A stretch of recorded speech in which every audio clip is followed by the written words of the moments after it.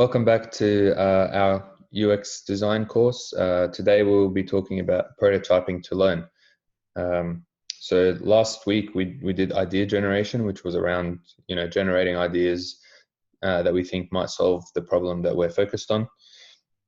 So today is really focused on how can we test those ideas in a tangible way. So the learning objectives for this session is to understand the process behind coming up with a prototype for one or two of our ideas and apply prototyping to actually make sense of our idea. So the powerful thing about prototyping is that it really helps us build tangible tangible representations of our ideas. And that's really helpful when it comes to actually testing our ideas with people. So where are we in the design process? So this today, again, we're focused on prototyping. Last week we focused on ideation. The week before that we focused on problem framing. I understand some people are still in the problem framing stage, and that's okay. Problem framing that yellow piece should probably be pretty long because problem framing is actually one of the most complex and kind of difficult things to get through. So if your team is still in problem framing, that's okay. Keep working on that before you kind of keep going with this video. All right, so let's talk about prototyping. So what is prototyping? So prototyping is really, you can think of it as like a science experiment to answer a quick key question. So if there is two chemicals that we have that we want to identify what they actually do or what chemicals they actually are, what we do is we might do a science experiment to kind of help us identify that. You can think of prototyping in a similar way. So prototyping really helps us to kind of identify what are the key questions that we want to learn, or what are the key assumptions that we're making that could make or break our idea. And really it helps us create a kind of tangible representation of our idea that we can then go out and and get answers to those questions. It's not supposed to be did this prototype work, did it not? That's not the answer. That's not the question it's really supposed to answer. But it's more about when we go out and test the prototype, it's okay, what have we learned from this prototype that we didn't before? What assumptions were we making before that we've found are right or wrong? And all of that learning is really helpful in order to sort of create an idea that actually solves the problem that we're focused on. So a few reasons to prototype and why prototyping is important. The first one is it gives us insight into user behavior.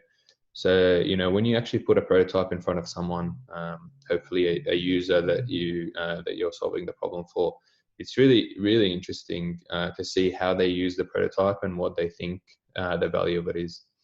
The second one is that prototyping is early, inexpensive, and should be thrown away. So it's supposed to be done early in the process. It's supposed to help you, for example, pick one out of 3 or 4 ideas that you're thinking about. It's supposed to be inexpensive in terms of it takes days to make, not weeks or months. And it should be thrown away. So you should never kind of prototype with the idea that if this prototype, really proves itself, that we'll keep going, we'll keep building on that prototype. It's more like, okay, cool. What did we learn from this prototype? All right, we can throw it away, and then build another prototype to answer the rest of our key questions. The third reason is why to prototype is it helps reveal significant problems and assumptions. So often we don't really know what the idea looks like, and we don't really know if it could work until we prototype it. And that's why prototyping is really helpful, because it helps us say, hold on, we made this assumption out about our user cohort or the people that we want to solve the problem for, and actually that assumption isn't really right. So let's come up with another idea, or let's refine our idea to make sense of that. The fourth reason is that it helps us to iterate and repeat. So prototyping is not meant to be a one-time thing that you do. It's actually supposed to be a continuous thing that you keep prototyping and iterating and repeating. And even when you launch a product, when you want to add a new feature, prototyping really helps you to kind of understand how useful that new feature might be, and again to make decisions on whether you should go ahead with it, or what you've learned from and how you can change that feature to make more sense and to actually solve the problem that you're focused on. So Tim Brown from Audio talks about prototyping. He says they slow us down to speed us up. By taking the time to prototype our ideas, we avoid costly mistakes, such as becoming too complex too early and sticking with a weak idea for too long. And I find this quite really helpful in terms of reminding me what the purpose of prototyping is. You know, it's not supposed to be a complete validation or invalidation of our idea. It's actually just supposed to help us learn and kind of move at a faster pace. So put together some types of prototyping. These are not comprehensive by any means. You can think of and you can find definitely more ways online. So if we can kind of think of prototyping as, you can range between low fidelity and high fidelity prototyping. Low fidelity really will be around things like sketching, paper interfaces, or storyboards. So really these are just creating physical, representations of your idea using pen and paper.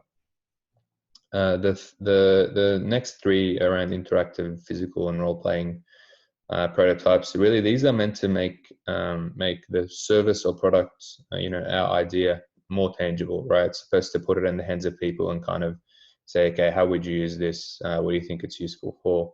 And really answer the key questions that you're focused on. So sketching is just that. It's basically kind of drawing a visual representation of your idea. Paper prototyping, you might do that for, say an app or a website that you're thinking to build to solve the problem. Storyboards is, helps to create a narrative around your idea and how it can solve, how it changes the current situation into a preferred one. Interactive prototypes, you might use a tool like Adobe XD or Framer to create an app, for example, that you put on your mobile phone and you go out and test with people. Physical model, say if you're creating a new watch to help older people, you might want to do a physical model of that and see how older people interact with it, and then role playing is really to help you, actually live the experience of the people that you're designing for, and helps really put your team in the mind frame of, okay, how useful is this idea actually in helping solve the problem that we're solving. Okay, cool. So we'll do an activity. So a few weeks ago we did some user research around the perfect wallet or gift. So I want you to kind of reflect on that research. You can go back to the Miro board to check that out. I also included watch, if just another option for people. Feel free to do some user research around that. So once you come up with an idea, what I want you to do is I want you to ask yourself, what are the key questions that you need to answer around this idea? What assumption are you making, or what key questions do you have in your head in terms of making sure this idea really works? The third step there is to sketch your idea in a way that you can test it with users. That could be, a visual sketch. This is what the wallet or watch could look like. It could also be, you bring some pieces of paper and create a physical, representation of that. And after the video, what I want you to do is I want you to find a family or friend, someone who you think this idea might be useful for, and someone that you can actually test this idea with. And I want you to, let us know, what did you learn out of that process? What worked for you? What didn't? What do you, next time you prototype something, what would you improve? Cool. So I'll give you 10 minutes for that.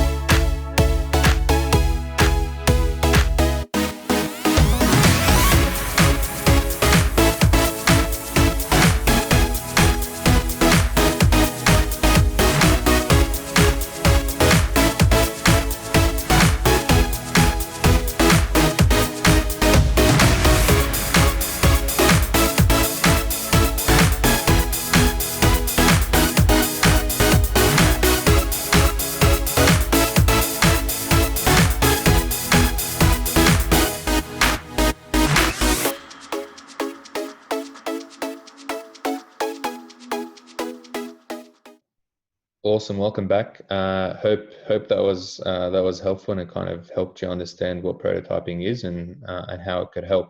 So some guidelines around prototyping is remember what you're testing for. It's if you really kind of have the mindset of prototyping is an experiment. You want to learn something specific in an experiment. So what is it that you're testing for? What do you want to find out? What do you want to learn from this prototype?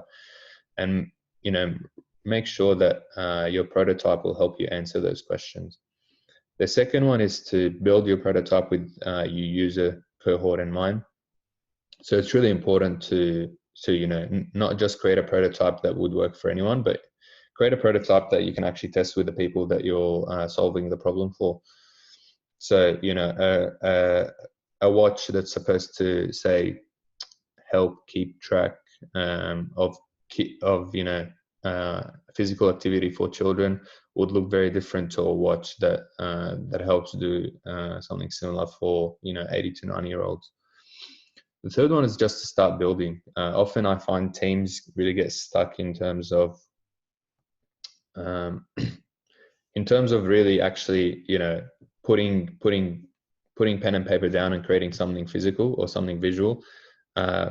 Teams often kind of get stuck talking back and forth. I would really encourage you that if you feel a bit stuck, just take a step back and say, okay, let's start building something and see where it goes. Let's spend half an hour on this, see what we can come up with. And that often helps to kind of break down barriers in terms of communication and kind of really get the team on the same page in terms of what is our idea and what is it that we want to create. The fourth one is don't spend too much time or resources. So prototypes are meant to take days or weeks. They're not supposed to take months. It's supposed to be something fairly quickly that you can do. It's not necessarily supposed to replicate the real experience or service or product that you're designing. That might be later down the track after you've done a few prototypes. You can as you build prototypes, you can build them in higher fidelity to kind of test even more questions and test your assumptions. Cool. So this week, the first two there are for teams who are lagging a bit behind, and again, that's okay. Problem framing and user research are probably two of the most difficult things in this process. So if you are lagging behind, just take time with your team to progress your problem framing, really nail that down, and finish your user research to kind of make sure that you've got a good handle on what you think the root causes are. Once you've done that, so determine what to prototype. So what's our idea, or what are some of our ideas, and what do we want to prototype? Check out that link. You can just click on it on the presentation. I'll put it also in the description on YouTube. Check out that link. That might help you, think about what are the different moments that we want to change, and what different ideas do we have to change those moments. The fourth one there is to create at least two prototypes to test your assumptions and find out answers to your key questions. And really why I say at least two prototypes is often it's really easy, if you just rely on one prototype to say, okay, let's test this prototype with people. Does it work? Does it not? Whereas when you have at least two prototypes, you can actually make some sort of comparison. What assumptions do we make with this prototype? And what did we learn from this prototype? And what assumptions did we make with that prototype? And what can we learn? Finally, if you need help, please reach out. Again, you can reach me on Slack, or you can book time with me. Reach out if you feel stuck. That's okay. Happy to help. Awesome. So that concludes prototyping. Next week we'll be talking about really testing our prototypes. If you have time this week and you want to get started, that's okay. You can get started on testing your prototype. Next week we'll really focus on what testing is, how can we kind of make the most of that, and what different ways do we have to test our prototypes. Cool. I'll see you next week. All right. Enjoy your week. Take care.